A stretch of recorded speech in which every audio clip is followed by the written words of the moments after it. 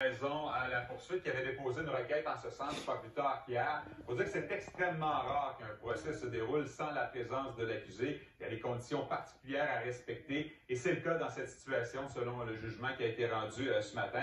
Notamment à raison du fait qu'en quittant vers le Congo après avoir été condamné à 8 ans d'emprisonnement pour agression sexuelle ici au Québec, eh bien, Paul Mukendi a fui volontairement la justice canadienne. Le juge qui a même été plus loin en soutenant que Paul Mukendi faisait preuve de mépris envers la justice, notamment faisant référence là, à ses propos qui ont été diffusés sur les réseaux sociaux depuis justement qu'il est au Congo. Donc pour cette raison, il constate que Paul Mukendi renonce volontairement donc à se présenter à son procès et à assister à son deuxième procès. Et c'est un deuxième procès qui a débuté là, dans les minutes qui ont suivi justement cette décision, avec le témoignage de cette présumée victime, une femme qui est aujourd'hui âgée de 53 ans, mais qui était dans la mi-trentaine lorsqu'elle dit avoir été victime d'un viol de la part de Paul Mukendi au début des années 2000 à Québec, alors qu'elle hébergeait le pasteur chez lui à ce moment-là. Elle a aussi raconté avoir été victime de fraude, d'extorsion de la part de Paul Mukendi,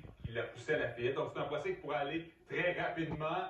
Ça pourrait même se terminer cet après-midi. Paul Mukendi qui fait face à un chef d'accusation d'agression sexuelle, mais également de voie de fait dans cette affaire. Merci, José. Au revoir.